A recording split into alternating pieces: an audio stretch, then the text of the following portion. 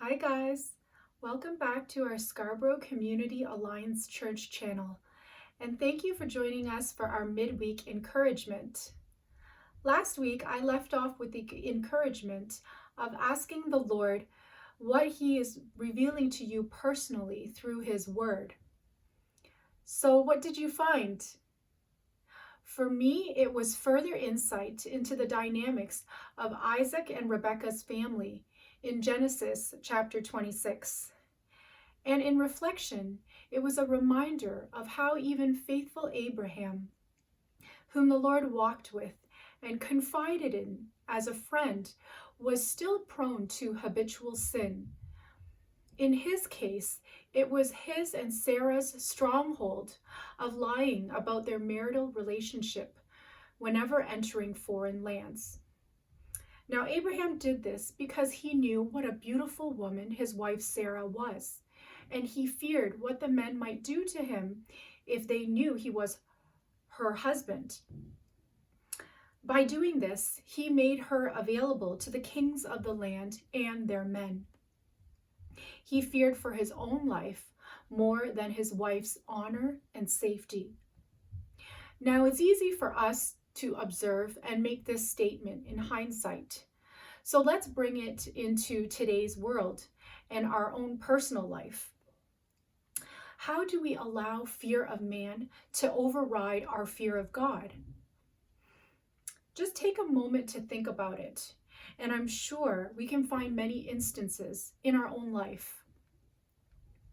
For me personally, I only in recent years got a grasping sense of what it means in terms of my worth and identity as a daughter of the Almighty King.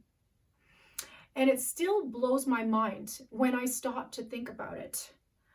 But that is who we are to the Creator of the universe. As believers, He calls us sons and daughters. And instead, I realized I had been placing my worth solely on my performance and others' evaluation of me. That is a human perspective, and one which leaves us discouraged and hopeless because we will never measure up to the wavering human standards. We don't know if Abraham and Sarah ever warned Isaac of their failings in this area, but unfortunately, this sin ended up passing on to the next generation, with Isaac and Rebekah telling the same lie in Philistine territory. The king Abimelech figured out their lie and called out Isaac.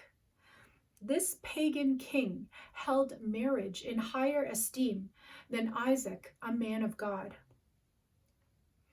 If we are to look within, this might be another good question to ask ourselves. What habitual sin am I fostering that, if left unchecked, will infect my family and community? When we lose touch with our provider and our protector, or if something or someone gets in the way, it becomes natural for us to try to figure it out on our own. But the problem with that is that we can't see the full picture. So we can't even properly navigate our own lives. God, however, sees and understands what we cannot, including the complexity of human thoughts and emotions.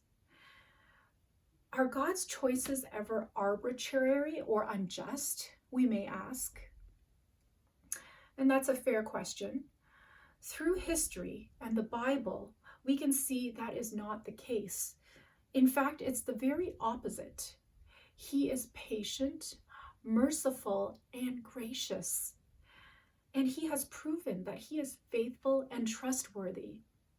We need only trust and obey. Despite the sin in his life, Abraham moved in a direction steadily toward God. And I encourage all of us to move in that same direction toward our Creator, who knows us inside out and loves us unconditionally.